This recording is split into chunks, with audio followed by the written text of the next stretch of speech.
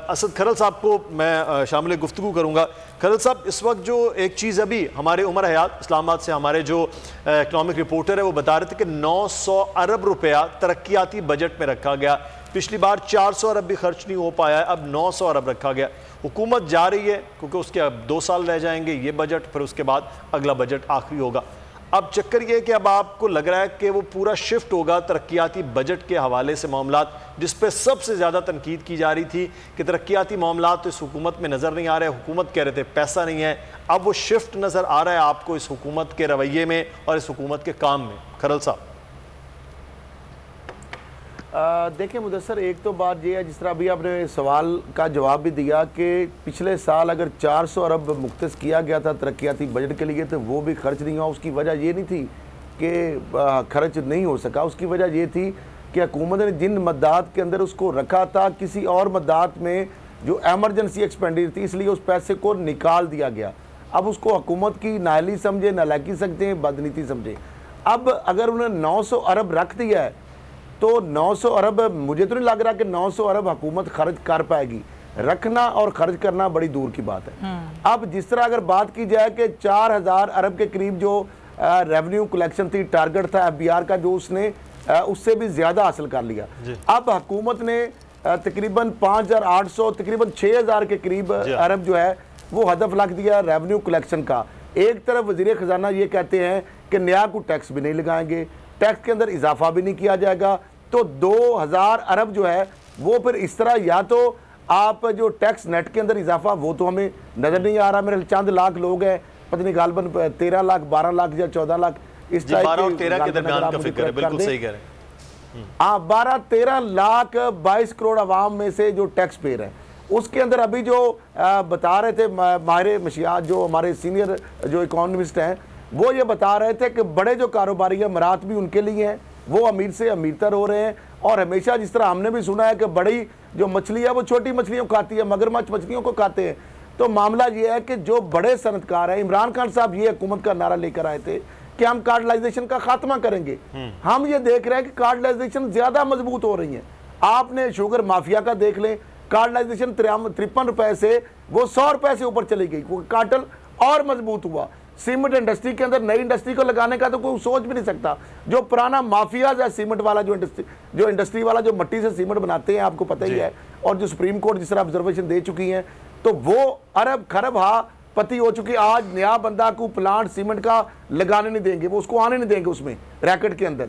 वो अरबों रुपया वो बना रहे हैं और टैक्स रिबेट भी लेते हैं। उसके बाद आ जाता है एक्सपोर्ट के हवाले से, वो हुकूमत ने बड़ा अच्छा काम किया। फैसलाबाद के अंदर लोगों को रोजगार मिला, लूम चली, उसमें छोटे भी हैं बड़े भी हैं। उसके बाद आ जाता है किसान के हवाले से। देखिए किसान, मैं भी एक छोटा सा किसान हूँ, छोटे जिम्मेदारों में, काश्तकारों में मैं अपने आप को शुमार करता हूँ, क्योंकि हमारी तो बहुत थोड़ी चंद एकड़ों पर ज़मीन मोहतरीन है। उसके लिए तो तमाम टेक्नोलॉजी के मुँह खोल दिए जाते हैं। उनको तो वहाँ पे एडवाइज़र बना के सूबाई हुकूमतें, वफाकी हुकूमतें, मुशर्रफ के दौर से लेकर या इमरान खान साहब के दौर में टास्क फोर्स वो जो थी एक फेडरल, उसमें भी बना दिया। अब जितनी टेक्नोलॉजी है, जितने बीज हैं, इंडिया हो दुनिया के हो, वो सारे उधर आते हैं। जितनी मशीनरी है सारी उधर आती है। आम जिम्मेदार जो है वो जो बीज लगाता है, उसको जो मिलती हैं खादें वो जाली मिलती हैं और महंगी मिलती हैं। उसको जो स्प्रे उस पर करने पड़ते हैं वो महंगे मिलते हैं।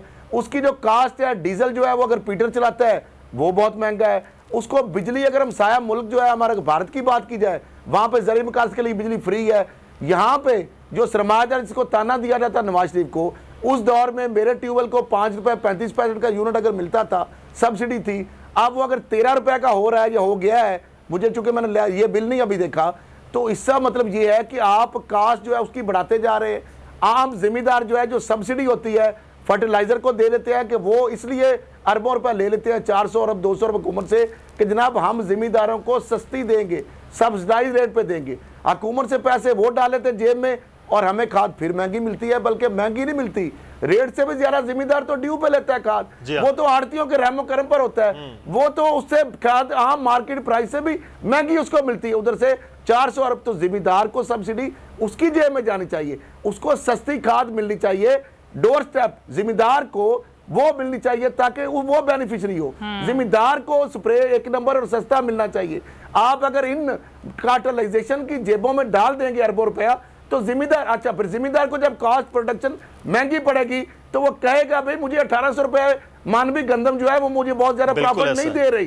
तो जब गंदम महंगी होगी तो फिर आटा भी महंगा होगा, इस तरह कमाद महंगा होगा। यही तो सारा मैकेनिज्म है ना सतखर साहब, जो आप निशानदेही कर रहे हैं, यही मैकेनिज्म ये है कि आप उस जिम्मेदार को, उस काश्तकार को फैसिलिटीज दें, उसको सब्सिडीज दें, उसको फ्री बिजली दें जिस तरह इंडिया में है, तो वो कम उसकी कॉस्ट आएगी, तो वो सस्ती अजनास अपनी बेचेगा, फिर भी ज्यादा प्रॉफिट कमाएगा। मजे की बात है कि उसको कुछ मिलता भी नहीं है। खैरल साहब बहुत अच्छा साइकिल, मैं बहुत आपके शुक्रिया अदा करूंगा। आपने बड़ा जबरदस्त किस्म का साइकिल एक आम और सादा लफ्जों में जो जिम्मेदार तबका है आप हैं, मैं जो छोटा काश्तकार है उसके हवाले से बड़ी बेहतरीन तरीके से आपने साइकिल बताया, कहाँ से शुरू हो रहा है और कहाँ पे एंड आके एक आम आदमी जो शहरों में रहने वाले मजदूर तबका है, जब वो आटा और चीनी खरीदेगा तो ये महंगा होगा। 1800 मन कोई कीमत नहीं है किसान के लिए जितनी महंगी उसके लिए प्रोडक्शन कॉस्ट हो रही है। और जब ये 1800 मन का गंदम आती है, जब वो आटा आता है, तो सुमैया मार्केट में इतना महंगा है कि शहरों में रहने वाले जो करोड़ों लोग हैं वो परेशान होते हैं, जी आटा महंगा हो गया।